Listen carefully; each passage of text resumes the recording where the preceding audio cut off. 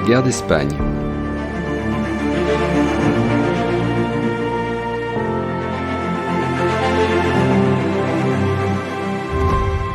Bonjour à tous. Aujourd'hui, nous allons en Espagne en 1936. Cette année-là, le pays se déchire entre deux camps irréconciliables. Un conflit qui commence en guerre civile et qui devient rapidement un terrain d'intervention des puissances étrangères, et notamment des trois régimes totalitaires. Républicains d'un côté contre franquistes de l'autre. Démocrates contre partisans d'un régime autoritaire. Intervention des armées allemandes et italiennes, pendant que l'URSS aide le gouvernement de gauche. Hésitation des démocraties voisines à s'impliquer dans le conflit, bombardement des populations civiles, bref, cette guerre d'Espagne annonce en de nombreux aspects le conflit mondial à venir. Et donc, en quoi cette guerre d'Espagne constitue-t-elle une véritable répétition de la Seconde Guerre mondiale ? Précisons tout d'abord qu'avant même que n'éclate la guerre civile, la vie politique espagnole connaît déjà de nombreux troubles. En 1930, le roi d'Espagne, Alphonse XIII, réussit à chasser du pouvoir Miguel Primo de Rivera, un dictateur qui était parvenu à la suite d'un coup d'état militaire 7 ans plus tôt.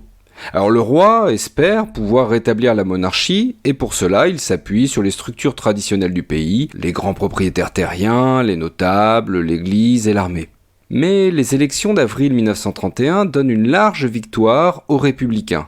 Alphonse XIII est donc contraint à s'exiler et la deuxième république espagnole est mise en place. Mais dès son origine, elle se montre très fragile, tant les camps idéologiques s'opposent, et frontalement. La gauche contre la droite. Le tout dans un contexte de grandes difficultés économiques et sociales. Faut pas oublier que c'est la dépression des années 30 qui frappe toute l'Europe après le krach de 1929. Et donc dans ce contexte troublé, un premier coup d'État échoue en 1932. Et alors que s'affirment en Europe les régimes totalitaires, en 1933, la Phalange, un mouvement d'inspiration fasciste, est créé en Espagne.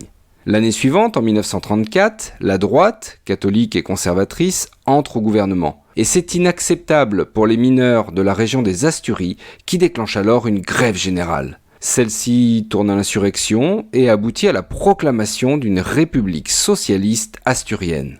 Le gouvernement va réagir par une répression militaire terrible. Et aux commandes des troupes, un certain général Franco. Alors, présentons-le un peu puisqu'il va jouer un rôle majeur dans la suite. Formé à l'Académie d'infanterie de Tolède, Francisco Franco est un militaire de carrière. Il est même le plus jeune général d'Europe à seulement 34 ans. Il a combattu au Maroc lors de la guerre du Rif dans les années 20, ce qui lui a attiré la fidélité de nombreux soldats, notamment ceux de la Légion étrangère espagnole. Après la répression des mineurs qu'il a menée de façon implacable, il est récompensé en 1935 en devenant le chef d'état-major. L'année suivante, 1936 donc, des élections générales sont organisées en Espagne. Elles se déroulent dans le calme, mais elles opposent des camps totalement antagonistes. La gauche, elle, a réussi à s'unir. Face à la montée du fascisme en Europe, la Troisième Internationale a encouragé ses membres à rejoindre les autres partis de gauche. Pour faire clair, le Parti communiste décide de participer à des alliances de gouvernement.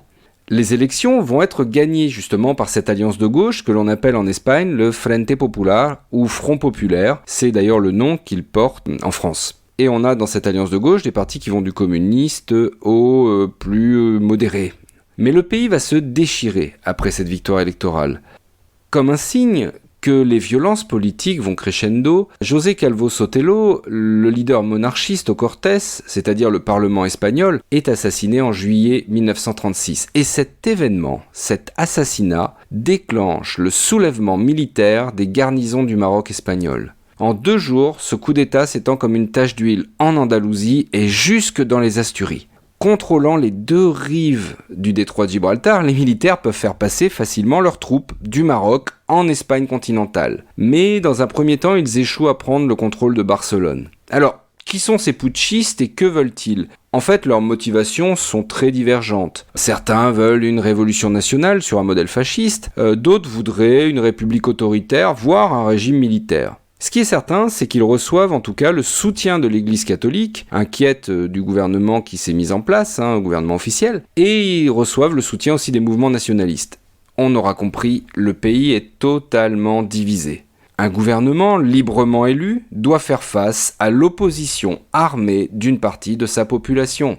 Alors, sur qui peut compter le gouvernement ? La police. globalement fidèles. Le gouvernement peut s'appuyer aussi sur les ouvriers, la petite bourgeoisie et une partie des paysans. Pour l'armée, c'est plus délicat. À l'exception de l'aviation, l'armée a largement basculé du côté des insurgés. Et les insurgés ont aussi le soutien de la Phalange, ce mouvement dont nous avons parlé, et du clergé. Partout, des massacres éclatent et vont frapper, selon les cas, les quartiers ouvriers ou à l'inverse, la bourgeoisie et le clergé. Globalement, les putschistes contrôlent plutôt l'ouest du pays, tandis que les républicains, comme on nomme désormais les partisans du gouvernement, sont établis dans un triangle, plutôt dans la partie est du pays, avec Madrid au centre, Valence au sud et Barcelone au nord. En juillet, les putschistes s'installent à Burgos, et à partir de ce moment-là, ils reçoivent une aide militaire extérieure. Les premiers à intervenir sont les Italiens.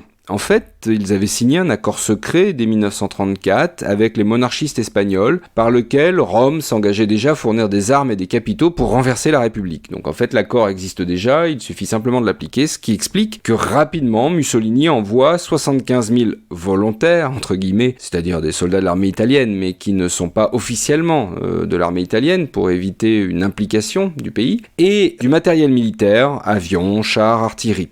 Alors, un engagement italien qui se fait à l'ouest de la Méditerranée et qui va rassurer Hitler.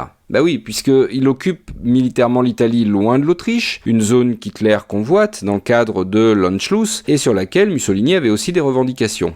Du coup, cela implique l'Allemagne aussi dans le conflit. L'Allemagne avait déjà aidé en juillet les putschistes en envoyant des avions qui leur permettaient de transporter leurs troupes du Maroc espagnol sur le continent, mais en novembre, Hitler s'implique beaucoup plus massivement en envoyant la terrible Légion Condor, ces avions et ces 17 000 hommes qui sont pour l'essentiel des volontaires issus de la Luftwaffe, l'armée de l'air allemande.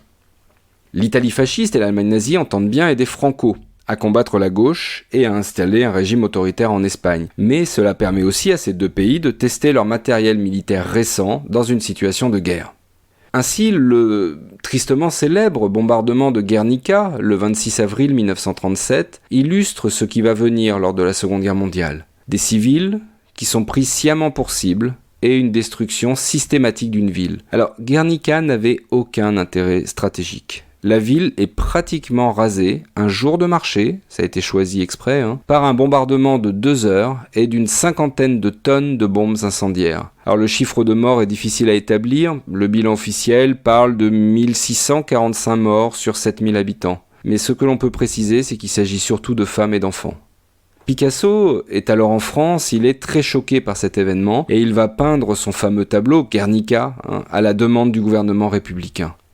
Donc, si les régimes totalitaires n'hésitent pas à envoyer des troupes, comme on l'a vu, les démocraties tergiversent de leur côté. En Angleterre, on se méfie des deux camps, et le pays ne souhaite pas s'engager dans un conflit en Espagne.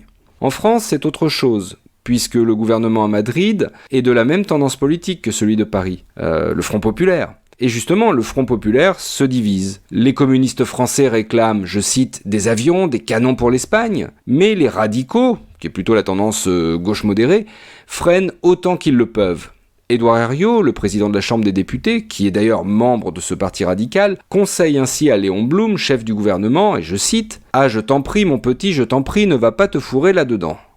Finalement, tout comme en Angleterre, la non-intervention l'emporte, même si la France va ouvrir ses frontières et laisser passer des volontaires et surtout des armes. En fait, l'aide aux républicains vient surtout d'ailleurs.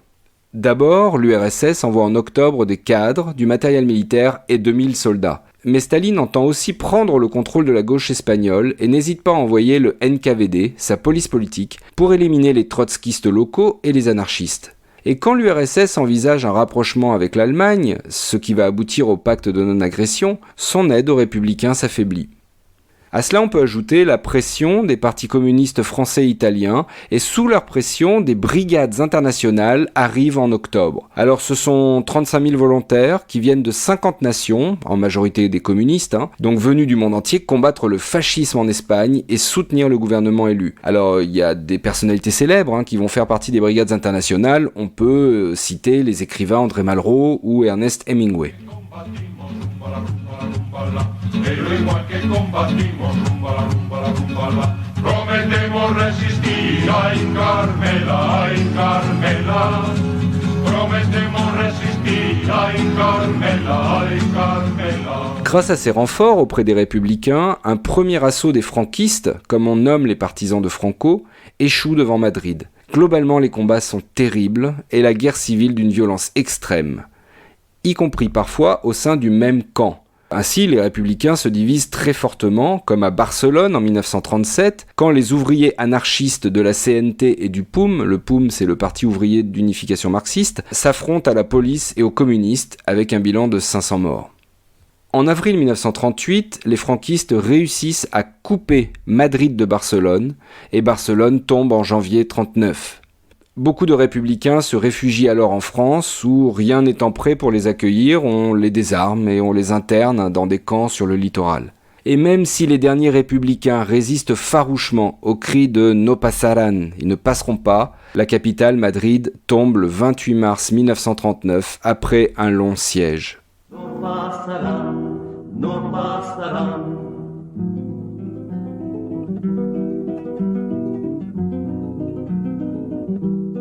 Franco y installe le nouveau pouvoir et prend le titre de caudillo, et ce nouveau pouvoir, c'est surtout une dictature qui commence. Elle va durer jusqu'à sa mort en 1975, 36 ans plus tard quand même, et ce n'est qu'en 1982 que la démocratie est définitivement rétablie en Espagne. Le bilan de la guerre civile est terrible. Comme souvent, il est très difficile de l'établir avec précision. On estime environ 150 000, 200 000 soldats tués, et si l'on ajoute les civils morts des combats, de maladies, de privations, ainsi que les exécutions, on arrive à un total d'1 million de morts environ. À cela, il faut ajouter les 300 à 400 000 républicains qui vont s'exiler, en particulier en France, et beaucoup d'entre eux vont rejoindre, au moment de l'occupation, la résistance. À vrai dire, les plaies de la guerre civile ne sont toujours pas refermées, comme l'ont montré les débats et les oppositions en 2019, quand le corps de Franco a été exhumé de son mausolée monumental près de Madrid. Pour en revenir aux années 30, l'Allemagne et l'Italie, qui ont combattu ensemble en Espagne, marquent leur rapprochement en fondant dès novembre 1936 l'axe Rome-Berlin, qui va être complété en peu de temps après avec le Japon. Les hésitations des démocraties montrent à ces trois régimes qu'ils peuvent poursuivre leur stratégie d'agression sans risquer une réaction militaire. Et finalement, il faut attendre l'attaque de la Pologne le 1er septembre 1939 pour que la France et le Royaume-Uni déclarent enfin la guerre à l'Allemagne, plongeant l'Europe et le monde dans la Seconde Guerre mondiale.